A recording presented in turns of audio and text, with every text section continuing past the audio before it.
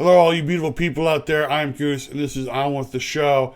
And today's topic, we're going to be talking about something that had just come over the headlines yesterday, over the weekend, and that is that Colin Kaepernick and Spike Lee's docu-series on Kaepernick's life and career, I believe, has been shelved by ESPN. I'm going to talk about how this is not that uncommon and probably why this came about. But before we get into everything, if you haven't already, go down, subscribe to the channel, bang the bell for notifications, bang, bang, bang the bell for notifications, so you always know when new videos are uploaded, and give me a big like on the video because it does help me with the algorithm. And yeah, let's get into it. This is from The Athletic website I found. It says Spike Lee's Colin Kaepernick docuseries no longer coming to ESPN, citing creative differences. The article goes on to say a much publicized multi-part documentary series for ESPN Films about former NFL quarterback Colin Kaepernick is no longer proceeding with the company. ESPN, Colin Kaepernick, and Spike Lee have collectively decided to no longer proceed with this project as a result of certain creative differences, an ESPN spokesperson told The Athletic. Despite not reaching finality, we appreciate all the hard work and collaboration that went into this film. Reuters first reported the news Saturday night. The global news agency spoke with Lee on the red carpet ahead of the Harold and Carol Pump Foundation dinner, a fundraiser for cancer research and treatment in Beverly Hills, California. Lee told Reuters, "It's not coming out. That's all I can say." When asked why, Lee declined specifics, citing a non-disclosure agreement.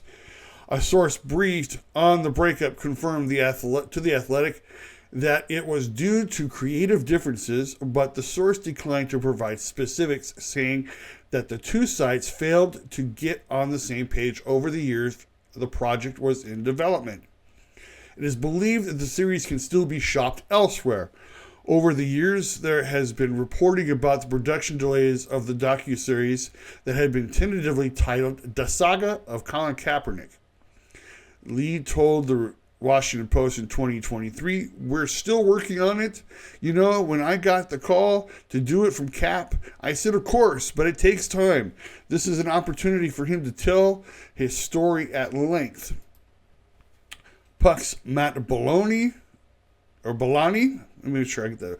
Puck's Matt Belloni reported last September on what he noted as creative differences in the vision of where the focus of the docuseries should be between Kaepernick's story and a broader telling of the history of black athletes in professional sports and social justice. Now, 3 weeks before the start of the NFL season, the project is done at ESPN. Within the ecosystem, ESPN recently acquired the league's NFL network, substantial rights to Red Zone, along with other content assets in exchange for the NFL getting a 10% ownership stake in ESPN. One of the overriding questions about the deal will be how ESPN covers its financial partner heading forward. The deal remains subject to regulatory approval from the Trump administration. The news comes in stark contrast to how the relationship began between Disney and Kaepernick. In 2020, in a splashy press release, the Walt Disney Company announced a first-look deal with Kaepernick's production arm. Disney said the partnership will focus on telling scripted and unscripted stories that explore race, social injustice, and the quest for equity, and will provide a new platform to showcase the work of black and brown directors and producers. Yes, sorry, thank you for sticking around for that long article. This was probably the one that I think gave me the most details of what had happened. And I can tell you exactly what happened. What happened was, like I said, they have creative differences. So I think what it was possibly Kaepernick, and from what I find out, his girlfriend, Jemele Hill, who is, I don't know how she gets work. I mean, you know, because in my opinion, Jemele Hill is not the smartest tool in the box. She doesn't know how to talk about sports. Everything to her has a racial bent on it. And She can't. Just for me, it doesn't seem to think. I don't. She doesn't think logically through certain aspects. It's all about race, race, race. And I think that's part of the reason why this thing got shelved. I think Kaepernick and Hill thought the docuseries should go in one direction, and ESPN and Spike Lee thought it should go in another direction. I think Lee and ESPN wanted it to focus solely on Kaepernick and his life and his career and what led to his political leanings from after football. I believe probably that Kaepernick and Hill wanted it to be more about social injustice throughout the entire sports as far as black and brown athletes. And when you get those two different types of visions, it's going to become a mess. And Spike Lee is a well-regarded, a great director, someone who I highly, highly respect. Has done such great films as Do the Right Thing and Jungle Love and Black Klansman. And I think that here's a guy who I think knows how to sell a movie. Spike Lee knows how to sell a movie. And I think if I'm just kind of speculating, this is what happened. But for Spike Lee to sit there and say, I can't talk about it, non-disclosure agreement, that's not really stopped Spike Lee before.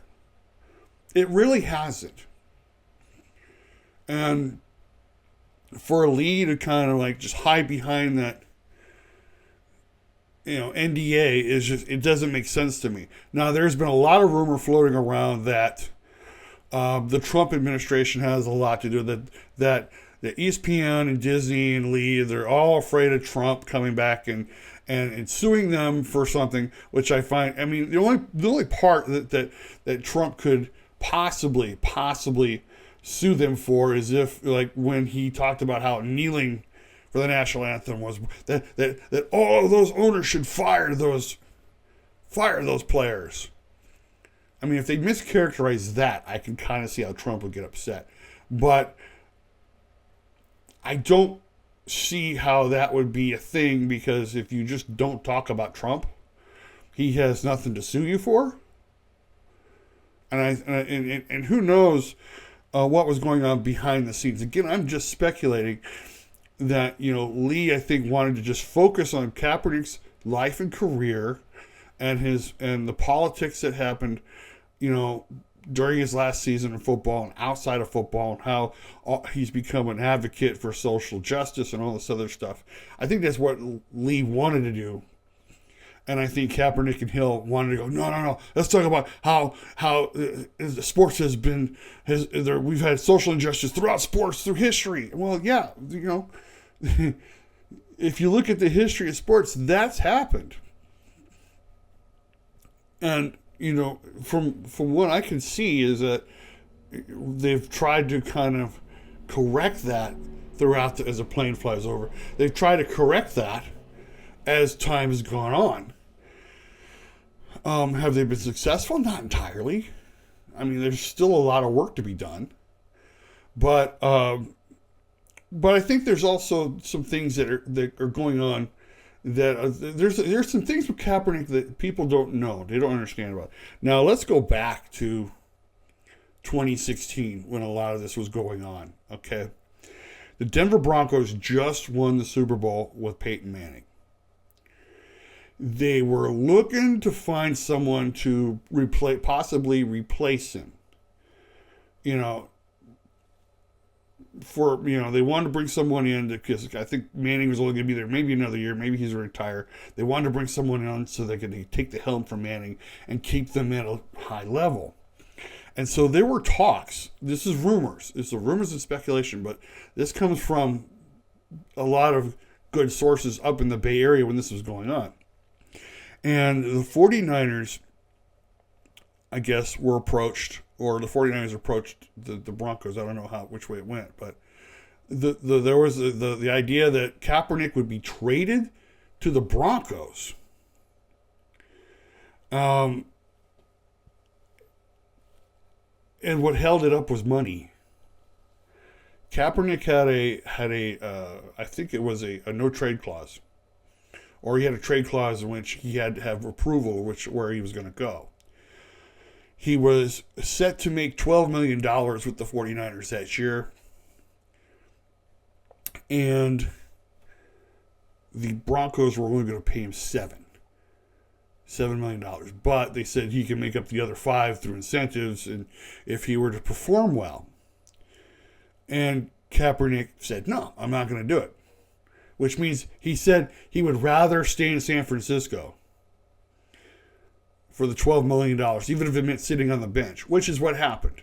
Harbaugh left, and the reason I think, Harbaugh left, I think was the death knell for Kaepernick in his career. Because Harbaugh was the reason Kaepernick was a great quarterback. I totally believe that. So when Harbaugh left and they brought in Chad Gailey? I can't remember. He was only there one season. That's why I don't remember him. And there was no guarantee that Kaepernick was going to be the starter. All of a sudden now, and let me read also, I want to make sure that I get this in too, because it just came to my brain. Kaepernick was in the last year of his contract. So he had to play. If he was going to go into free agency, he had to play and perform well and be able to maybe garner that bigger payday with another team or the 49ers. I got to make sure I put that in there because, like I said, it just came to me and I got to make sure I get it in there. So anyway, he's in the last year of his contract. He's in a quarterback battle with Blaine Gabbert. There's no guarantee he's going to start. And he's got to keep himself relevant. So what would you do? Well, dating Jemele Hill at the time, I believe he was dating her at the time, he still is. Apparently, I guess, they saw all the social injustice going around the United States, and now would be the perfect time for him to make a statement by kneeling for the national anthem. Now, I'm not going to get into a debate of whether or not to kneel for the national anthem or not, okay? I would say it did bother me, but it's every person's right to protest. And it was very much, this was something that I think everybody felt that this was more appropriate than what could have been done for the national anthem at the time. But come to find out that Kaepernick lost the quarterback battle to Blaine Gabbert. Gabbert wins the first game, but then proceeds to lose, I think, the next 7 or 8 games. And everybody's screaming for Kaepernick to come back. Kaepernick comes back. He doesn't fare any better. In fact, every game that he was in, they lost. He may have performed well, but they lost. And then get to the end of the season. He files for free agency, and nobody wants him. Which is kind of a shock, because if you look at teams like the Browns and the Jets, and, whatever teams that were in need of a quarterback at that time, all passed on him. They all passed on him for either rookies or second stringers or whoever, older guys that they felt were, could help right the ship or whatever. And I have always have said that throughout the years. I'm like, if you can't even get a job with the Browns,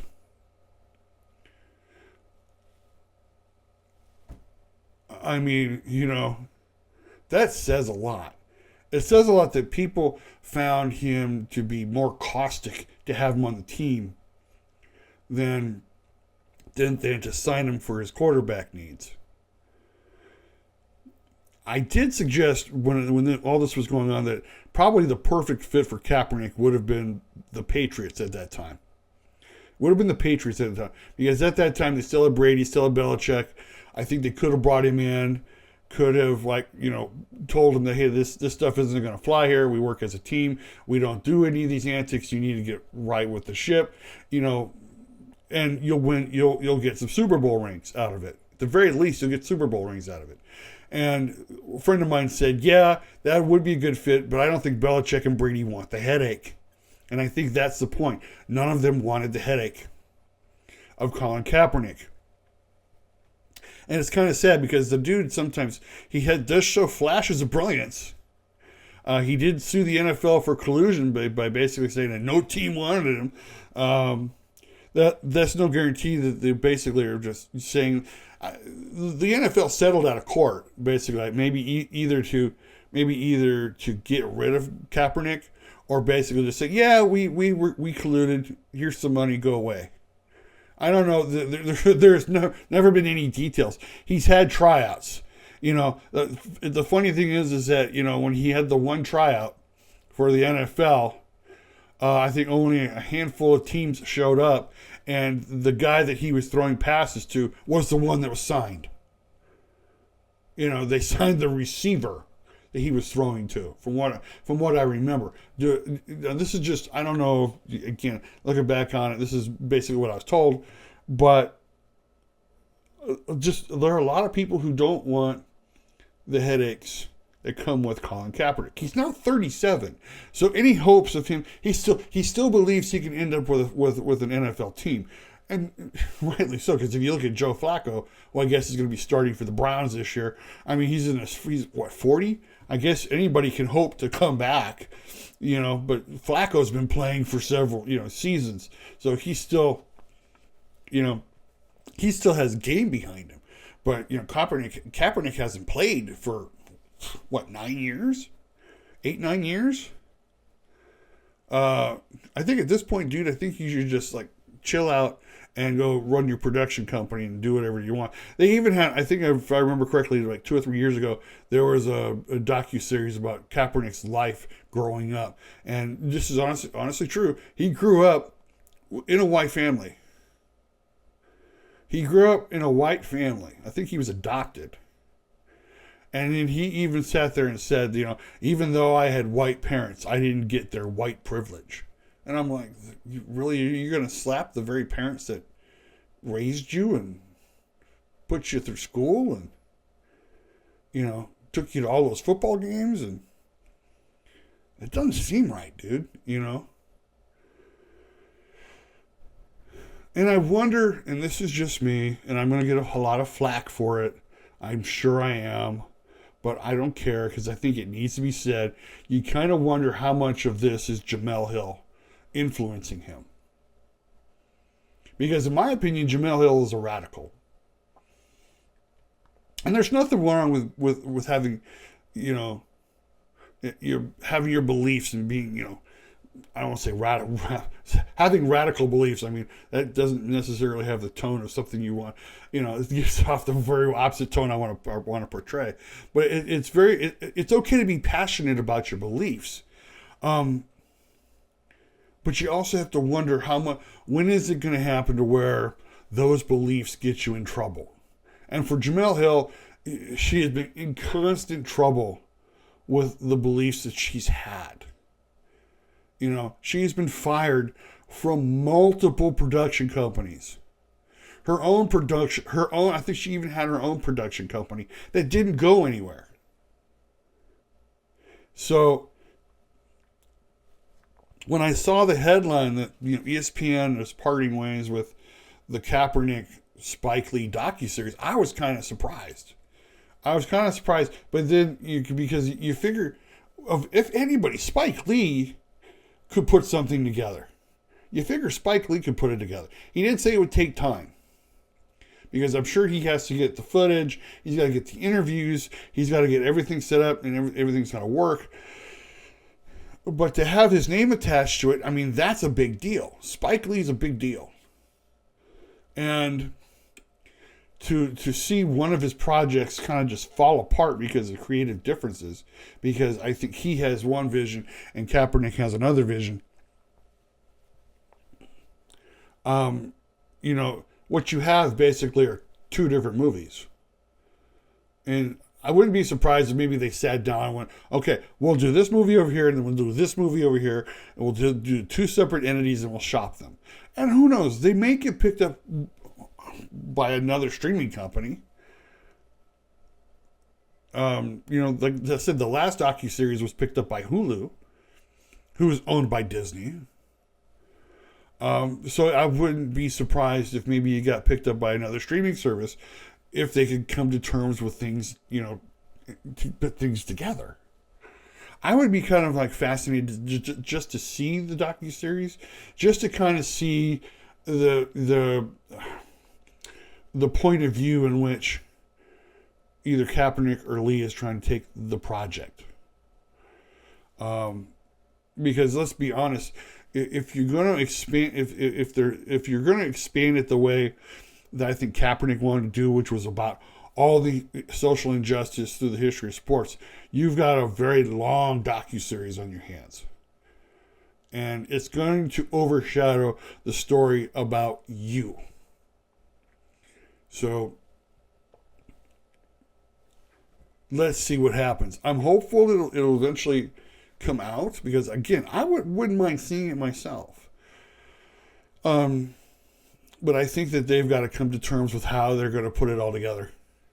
That's basically, they got to figure out how to put it all together. All right. Thank you so much for watching today. If you haven't already, go down, subscribe to the channel, bang the bell for notifications, bang, bang, bang the bell for notifications so you always know when new videos are uploaded. Give me a big like on the video because it does help me out with the algorithm. Share it out to all your friends, family, neighbors. Let them know what I'm doing here. And leave me a comment. Let me know, do you think I'm right about this? Yeah, Goose, you're on the money with this. Or do you think I'm totally off? No, you're Goose, you're way off on this. Here's what I think. Blah, blah, blah. I love your comments. I read them all the time. And coming right after this, there will be another video for you to check out.